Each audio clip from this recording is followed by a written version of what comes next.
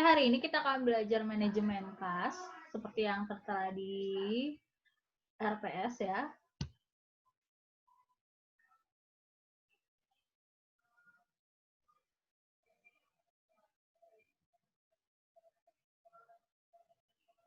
Kelihatan nggak ini ya slide-nya? Kelihatan, Bu. Kelihatan? Oke, kita mulai ya. Kas dapat diartikan sebagai nilai uang kontan yang ada dalam perusahaan beserta pos-pos lain dalam waktu dekat yang dapat diuangkan secara cepat sebagai alat pembayaran kebutuhan finansial, mempunyai sifat paling tinggi likuiditasnya. Likuiditas berarti mudah dicairkan, mudah dipindah tangankan, ya, mudah digunakan sebagai alat pembayaran. Jadi kas ini nilai uang kontan. Biasanya yang termasuk kas adalah uang dipegang dalam tangan dan juga yang ada di dalam tabungan atau simpanan perusahaan. Itu terhitung kas perusahaan ya. Tapi kas ini dinilaikan sebagai uang kontan yang ada dalam perusahaan beserta pos-pos lain dalam waktu dekat yang mudah diuangkan. Jadi kalau kas ini kata kuncinya adalah mudah diuangkan, mudah digunakan sebagai alat finansial, dan juga paling tinggi likuiditasnya. Kas meliputi uang tunai, kertas atau logam, baik kalau di tangan perusahaan, cash in hand, atau di bank. Ya, jadi bisa cash itu meliputi uang tunai yang ada di tangan perusahaan, yang di dalam genggaman orang-orang dalam perusahaan, maupun yang ada di bank. Yang ada di bank itu juga terhitung kas ya, kalau dalam bentuk uang tunai. Kalau misalnya yang disimpan di dalam bank itu bentuk saham, itu bukan masuk kas. Tapi kalau misalnya disimpan dalam bentuk uang tunai, itu masuknya cash. Kemudian selain itu juga cek, itu juga masuk cash. Ya, udah pada belajar ya di akuntansi ya, demand deposit itu masuk cash. Money order atau cash bond itu juga masuk cash. Ya, pokoknya yang bukan piutang, yang bukan saham itu masuknya cash, yang mudah diuangkan, yang mudah likuiditasnya paling tinggi itu masuknya cash. Oke, sampai sini bisa dipahami? Bisa, Ibu. Dengar suara saya? Bisa, Bu. Oke, ini motif penahanan cash. Kenapa sih cash pakai ditahan? Penahanan cash itu masuknya cash-nya jangan digunakan semuanya, ada yang ditahan ya. Kalau kita lihat di laporan laba rugi ada yang namanya laba ditahan. Oke, kenapa butuh motif penahanan cash? Oke, butuh motif penahanan cash. Kenapa cash itu kita harus ada yang sebagian ditahan, ada yang harus kita pegang. Pertama untuk melakukan transaksi, ya, melakukan memenuhi kebutuhan transaksi. Bayar upah tenaga kerja, bayar air dan listrik, bayar bahan baku, itu merupakan jenis-jenis transaksi dan membutuhkan cash ya, dan membutuhkan uang pembayaran tunai. Makanya ini cash itu harus ditahan, salah satunya adalah untuk motif transaksi, untuk membiayai segala macam kebutuhan transaksi ya, termasuk pembayaran upah, air dan listrik, bahan baku dan sebagainya.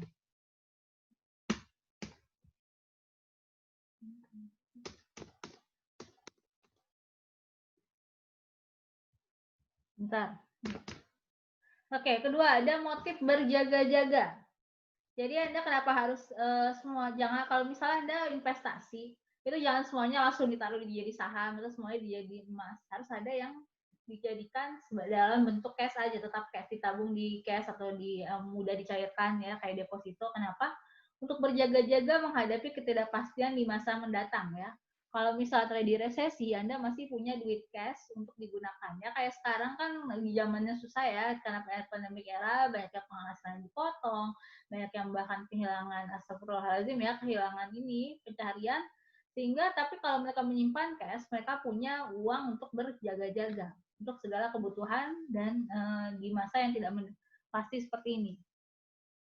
Kemudian ada motif spekulasi ya, kebutuhan cash untuk memperoleh keuntungan. Jadi Anda menyimpan cash dengan tujuan nanti akan dibelikan saham atau surat berharga dengan tujuan pembelian itu untuk mengharapkan keuntungan. Jadi untuk spekulasi, kalau misalnya Anda menyimpan cash, Anda bisa berspekulasi di pasar saham ya, membeli surat investasi berharga dengan tujuan mendapatkan untung yang lebih besar. Jadi bisa untuk transaksi, berjaga-jaga, dan spekulasi. Bentar.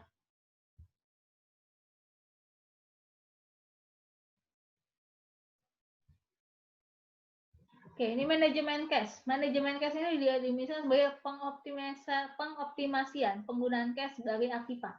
Jadi dengan kata lain, cash-nya kita berusaha mengoptimalkan penggunaan cash ya sebagai aktiva. Tujuan manajemen cash ini meliputi dua hal, likuiditas dan earning. Likuiditas, apa artinya likuiditas? Ada yang tahu? Ada yang tahu apa Cair, Bu. likuiditas? Sudah pernah dipelajari kan? Cairan. Cair.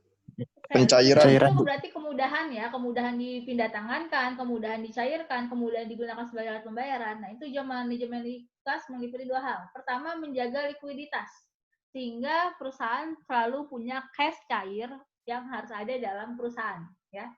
Untuk tadi transaksi segala macam, mereka harus menjaga likuiditasnya supaya selalu tersedia cash untuk melakukan segala macam kegiatan dalam perusahaan.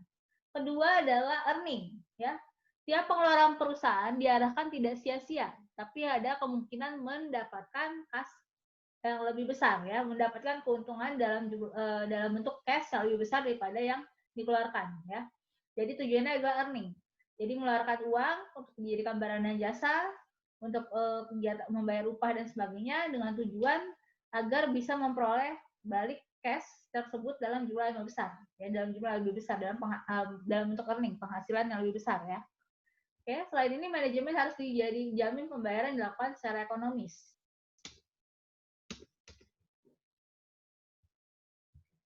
Ya, jadi tujuannya Anda nih bisa lihat di sini duitnya cuma 2, terus tiba-tiba karena di manage dan baik, Anda jadi punya pohon uang.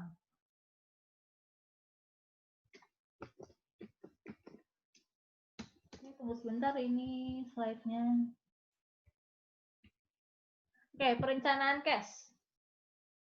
Aspek utama dalam perencanaan cash adalah penyusunan anggaran cash, ya. Jadi susunan cash-nya anggaran susunan cash harus disusun. Manajer harus menyiapkan daftar kegiatan untuk menimbulkan cash, ya, untuk menimbulkan cash dan kegiatan menggunakan cash, atau membuat proyeksi cash inflow dan cash outflow serta balance. Jadi perencanaan cash di mana Anda membuat anggaran cash yang memuat kapan cash harus dibelanjakan, kapan cash harus disimpan. Dan di situ di perencanaan cash juga ada cash inflow, kapan cash, bagaimana cash masuk, ya, aliran cash masuk, cash outflow, arisan cash keluar, dan bagaimana balance-nya. Di sini perencanaan cash perlu dibutuhkan agar dua hal bisa tercapai. Pertama, menentukan sumber penerimaan cash. Kedua, menentukan rencana penggunaan cash dalam jangka waktu panjang. Di sini menentukan sumber penerimaan cash, Anda jadi ketahui kapan Anda bisa memperoleh cash tersebut dan dari mana saja sumbernya. Bisa dari operasi rutin, kemudian ada orang yang melunasi utang jangka panjang kepada perusahaan Anda, investasi dari pemilik juga bisa menambah jumlah cash, penjualan aktiva tetap menambah jumlah cash, mengeluarkan obligasi itu juga diganti jadi cash, itu bisa masukkan cash. Kemudian menentukan rencana penggunaan cash, misal pembayaran dividen, pembayaran utang jangka panjang, pembelian aktiva tetap, dan membayar gaji karyawan. Ya, jadi Anda tujuannya cash, Anda mau supaya tahu ya perencanaan cash seperti apa sehingga bisa mendapatkan keuntungan optimal. Karena Anda tahu kapan cash masuknya itu bagaimana, aliran cash keluarnya bagaimana, dan balance-nya bagaimana.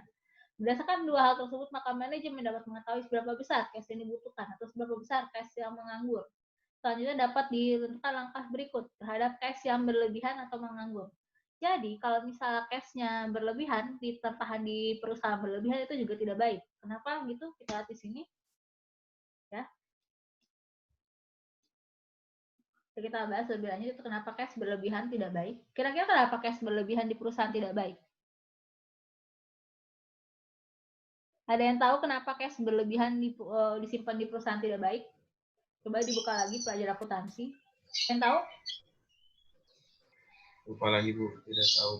Kalau cash berlebihan, ya, disimpan berlebihan di tangan Anda, itu kan berarti tidak dimanfaatkan secara optimal untuk mengelola jadi barang dan jasa. Kalau nggak dimanfaatkan secara optimal, itu berarti ada kemungkinan Anda tidak bisa memenuhi kebutuhan konsumen, ya, memenuhi permintaan konsumen akan barang dan jasa yang Anda jual. Jadi kalau misalnya cash berlebihan tersimpan di tempat Anda itu juga nggak baik, karena itu berarti tidak dimanfaatkan secara optimal untuk meraih keuntungan. Tapi kalau misalnya cash terlalu sedikit, ya jelas ya Anda tidak bisa beroperasi secara maksimal juga. Itu juga tidak baik. Jadi Kalau di sini kuncinya itu bukan mau itu persediaan maupun itu cash maupun itu modal kerja, itu kuncinya bukan maksimal tapi optimal ya. Cukup dalam keadaan yang sesuai, tidak berlebihan dan tidak kekurangan. Bisa dipahami? Bisa, Kalau Bu. bisa dipahami? Kalau saya Siap, kedengeran bisa, nggak? Bu. Bisa, Bu. Oke. Kedengeran, Bu. Oke, ini sumber kas. Pertama jelas ya hasil penjualan tunai, ya Anda jual barang dan jasa dalam keadaan tunai, dan juga penerimaan piutang. Kalau penjualan piutang berarti belum bisa terhitung sebagai cash, itu berarti masuknya piutang. Tapi kalau piutangnya dibayarkan, itu berarti masuk cash. Kedua, penjualan akibat tetap, jelas di catatan ini penjualan akibat tetapnya dalam keadaan tunai. Kemudian penjualan emisi saham atau adanya penambahan modal oleh pemilik tadi ya. Kalau misalnya sahamnya Anda jual, Anda dapat dalam bentuk tunai, itu juga jadi sumber kas. Penambah modal oleh pemilik dari tabungan pribadinya, itu juga masuk penambahan kas kepada perusahaan. Jadi pemilik nambah dari dana pribadinya, masuknya kas dalam perusahaan. Kemudian pengeluaran tanda bukti hutang, wesel, hutang obligasi, hutang bank. Kemudian penerimaan di luar usaha perusahaan, misalnya Anda melakukan usaha bunga, misalnya Anda untuk yang bayar telat dikasih bunga, nah itu kalau dibayarkan itu bisa jadi oleh mereka yang berutang menjadi sumber kas. Kemudian ada penerimaan kas dari sewa, bunga, dividen, hadiah, atau restitusi pajak dari periode sebelumnya, itu masuk ke sumber kas. Nah ini penggunaan cash. Penggunaan cash untuk apa aja sih? Tadi kan sumbernya. Ini adalah sumber cash berarti berhubungan dengan cash inflow. Kemudian penggunaan cash ini akan berhubungan dengan cash outflow. Ada pengeluaran untuk biaya produksi sehari-hari ya, biaya operasional, BTK, BOP, BBB. Pembelian saham. Nah, kalau tadi penjualan saham menghasilkan cash, kalau pembelian saham obligasi atau baik jangka pendek atau panjang itu membuat cash berkurang.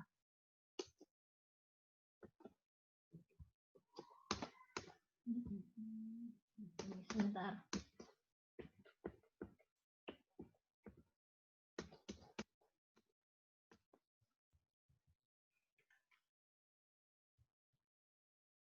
Nah ini coba kalau kayak gini kelihatan nggak? Kemudian untuk pembelian akibat tetap, kalau tadi penjualan akibat tetap menghasilkan cash, pembelian jelas mengurangi cash. Pembelian kembali saham yang beredar, ini membuat cash berkurang, membuat cash tergunakan, mengambil cash dari perusahaan oleh pemilik. Jadi kalau tadi menambahkan, itu membuat nambah cash dari pemilik, tapi kalau pemiliknya memakai cash untuk kebutuhan pribadi, itu berarti mengurangi cash ya, cashnya digunakan. Kemudian pembayaran biaya operasi perusahaan seperti pembayaran gaji, pembelian suplai kantor, biaya iklan dan lain-lain, dan penggunaan cash untuk membayar dividen. Ya. Nah ini kemudian penggunaan cash selanjutnya. Transaksi yang tidak mempengaruhi cash. Pembebanan, depresiasi, amortisasi, depresi terhadap akibat tetap. Jadi kalau depresiasi ya nilai akipanya berkurang, tapi itu tidak mempengaruhi cash, karena kan udah dibayarkan. Jadi yang berkurang itu adalah nilai si peralatannya, si intangible asetnya. Kemudian pengakuan adanya kerugian piutang. Ini nggak mempengaruhi cash, tapi ini mempengaruhi piutang. Kemudian pengakuan penghapusan atau pengurangan nilai buku dari aktiva yang dimiliki. Ini mengurangi aktivanya, tapi tidak mengurangi cash. Atau tidak menambah cash juga. Kemudian penghentian aktiva tetap, ini berarti Anda kalau penghentian aktiva tetap nggak bisa digunakan lagi, mungkin itu akan mengurangi kemungkinan untuk mendapatkan cash, tapi tidak berpengaruh terhadap cash ya. Jadi Anda kehilangan kesempatan untuk mendapatkan cash tambahan, tapi tidak berpengaruh pada jumlah cash yang ada, tidak menambah, tidak mengurangi. Kemudian pembayaran stok dividen, pembayaran dividen dalam bentuk saham, itu pembayaran kalau dividennya dibayarkan dalam bentuk saham itu tidak berpengaruh terhadap cash, tidak menambah, tidak mengurangi. Kemudian ada penyisian atau pembatasan penggunaan laba. Kemudian adanya penilaian kembali aktiva yang dimiliki oleh perusahaan, tidak berpengaruh terhadap cash. Baik, manajemen cash intinya berusaha mempercepat pemasukan cash. Jadi bagaimana cara Anda mempercepat pemasukan cash? Ini yang nomor 2, bukan mempercepat pemasukan cash ya. Memperlambat pengeluaran cash. Ya, ini nanti versi yang saya kasih nanti bisa udah dibetulin, memperlambat pemasukan cash sehingga meningkatkan cash availability. Apa sih availability itu? Itu adalah ketersediaan cash ya. Kalau cashnya lebih cepat masuk tapi agak lambat keluar, cash availability-nya bisa lebih besar. Jadi meningkatkan persediaan cash dalam perusahaan. Tapi ingat kalau misalnya terlalu banyak cash dalam perusahaan itu juga nggak baik ya. Berarti nggak digunakan secara optimal cash-nya. Kemudian mengoptimalkan cash availability. Ini kata kuncinya, mengoptimalkan, bukan memaksimalkan. Jadi cash yang dibutuhkan itu tidak menumpuk. Kemudian kalau misalnya mengoptimalkan cash availability, dipastikan saldo cash-nya ada dalam jumlah saldo cash optimal. Bukan maksimal, bukan minimal, tapi saldo cash optimal yang paling efektif dan efisien. Ini tips mempercepat pemasukan cash. Ya jelas ya, pertama penjualannya harus cash, jangan sering-sering kasih piutang. Karena kalau misalnya itu berarti pemasukannya dalam bentuk piutang, nggak bisa langsung dipegang. Kemudian memberikan potongan cash diskon. Jadi ini memberikan potongan cash atau cash diskon ini memancing si konsumen untuk membayar secara cash. Kalau mereka membayar secara cash, berarti kan pemasukan cash-nya akan lebih cepat ya. Jadi melakukan potongan cash tujuannya adalah agar konsumen terpancing untuk melakukan penjualan tunai. Konsumen menjamin konsumen jadi terangsang untuk melakukan pembelian tunai. Pembelian tunai, bayar secara tunai berarti pemasukan cash Anda akan bertambah lebih cepat.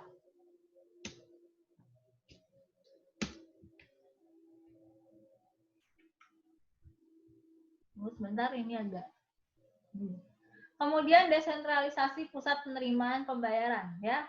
Desentralisasi pusat penerimaan pembayaran gini. Jadi kalau misalnya perusahaan punya berbagai cabang, nah ini kemudian tiap cabang itu punya pusat penerimaan masing-masing. Nah ini agak kalau misalnya dihitung dalam, dan itu kan cuma perusahaan pusatnya doang. Kalau misalnya tidak ada pemusatan pusat pembayaran, berarti cash yang dipegang di perusahaan pusat akan kelihatan sedikit. Kemudian lockbox system. Ini lockbox system ini masih nyambung dan desentralisasi pusat penerimaan pembayaran. Jadi kalau misalnya perusahaan ada beberapa cabang, kotak penyimpanan cash-nya itu tetap diarahkan di kantor pusat, bukan di kantor cabang masing-masing. Oke, memperlambat pengeluaran cash. Nah, ini agak curang ya. Tadi jualnya maunya tunai, tapi dia maunya beli secara kredit. Jadi beli bahan-bahan mentah, beli bahan produksi itu dengan kredit. Sehingga cash-nya bisa lebih lambat keluar. Kemudian memanfaatkan float pinjaman ya. Kemudian menggunakan drive atau cash bond. Jadi lebih lambat. Anda bayar pakai drive cash bond dulu.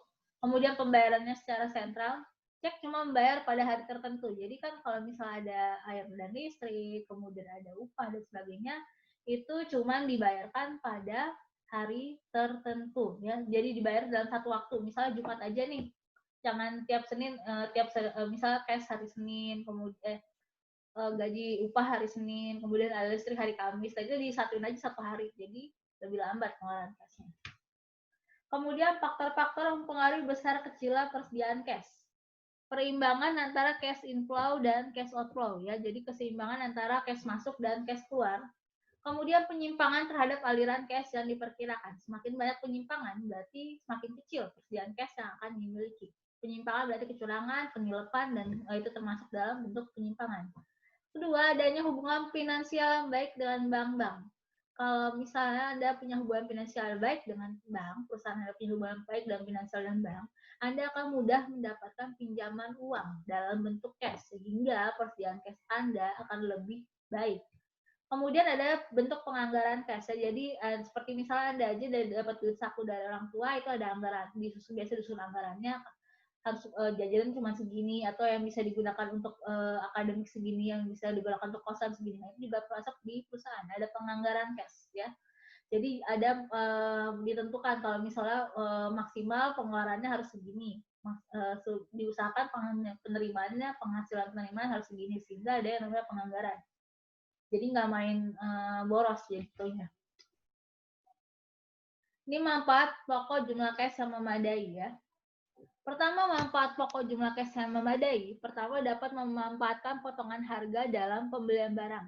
Kalau Anda punya jumlah cash yang memadai, Anda kalau misalnya beli sesuatu dari supplier, supplier yang memberikan diskon, Anda bisa memanfaatkan cash tersebut untuk membayar pada saat itu juga sehingga dapat potongan harga, ya. Jadi dapat memanfaatkan potongan harga dalam pembelian barang. Anda bisa langsung melunasi saat itu juga sehingga dapat potongan harga. Kemudian dalam analisis kredit, kurang rasio aset rasio merupakan tolak ukur yang pokok. Jadi kalau misalnya cash-nya memadai, Anda tahu kan sebelumnya di semester yang lalu ada yang namanya kurang rasio, aset rasio untuk mengukur tingkat kesehatan perusahaan. Kalau cash-nya memadai dalam keadaan optimal, itu pasti kurang rasio dan aset rasio akan baik sehingga perusahaan itu secara rasio keuangan juga baik.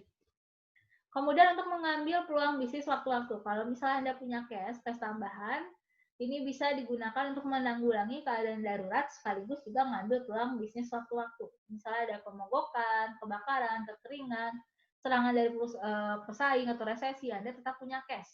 Ya, Anda sudah pegang cash yang bisa digunakan sebagai cadangan dan juga bisa dipakai untuk mengembangkan bisnis waktu-waktu, bisnis lain. Sebentar. Susah banget.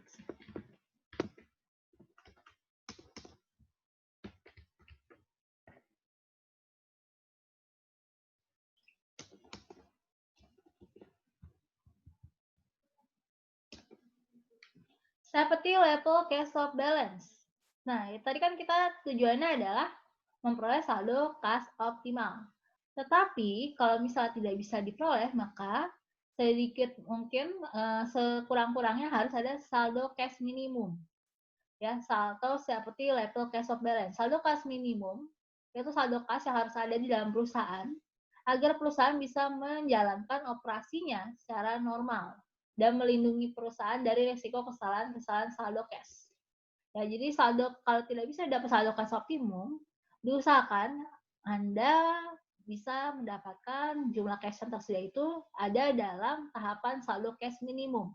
Sehingga saldo cash minimum itu ketika perusahaan duit cash-nya punya duit cash, persediaan uang kas cukup setidaknya untuk menjalankan operasi perusahaan dalam keadaan normal, supaya bisa beroperasi normal. Atau nama lainnya adalah saldo cash minimum. Ini adalah seperti level of cash balance. Sebaiknya ditetapkan pada periode normal dan periode puncak.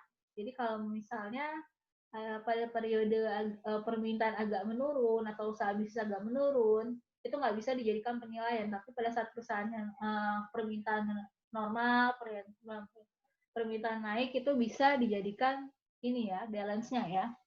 Dijadikan patokan. Jadi setidaknya untuk bisa beroperasi secara normal, Anda harus punya level cash sekian. Periode puncak adalah periode di mana kebutuhan dan cash memuncak. Ya, jadi saldo level minimum itu harus bisa mengcover periode puncak, periode di mana kebutuhan dan cash memuncak. Rumusnya seperti level cash of balance, jumlah hari yang diinginkan dikali rata-rata harian pengeluaran cash. Ini silakan dicatat dulu atau dipoto. Udah?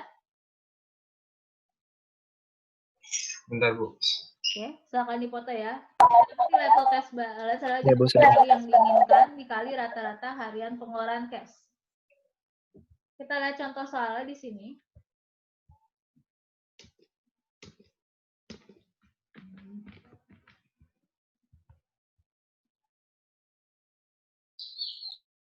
Cash minimum. Contoh 1, perusahaan Gatot Kaca menetapkan bahwa seperti level cash harus untuk menutupi ya seperti level cash atau saldo minimum, saldo cash minimum harus cukup untuk menutupi penjualan selama 7 hari. Pengeluaran rata-rata cash berjumlah sehari adalah 600.000. Tadi di rumusnya adalah jumlah cash yang jumlah hari yang diinginkan dikali pengeluaran cash rata-rata per hari. Sehingga di sini bisa dijawab seperti level cash of balance atau level cash minimum yang harus dimiliki perusahaan agar bisa beroperasi selama 7 hari adalah 7 dikali 600.000. 4.200.000. Contoh soal lain. Selama 3 hari, puncak dalam bulan Agustus pengeluaran cash perusahaan Gatot Kaca berturut-turut adalah 750.000, 800.000, dan 850.000. Kalau di sini kan tadi ya dikali ya rumusnya, tapi kan kalau yang ini beda-beda penghasilan kas per harinya. Gimana lihat ininya? Berarti di sini kita lihat dulu. Di sini karena ini kan pengeluaran harinya berbeda-beda. Sedangkan rumusnya adalah pengeluaran cash rata-rata.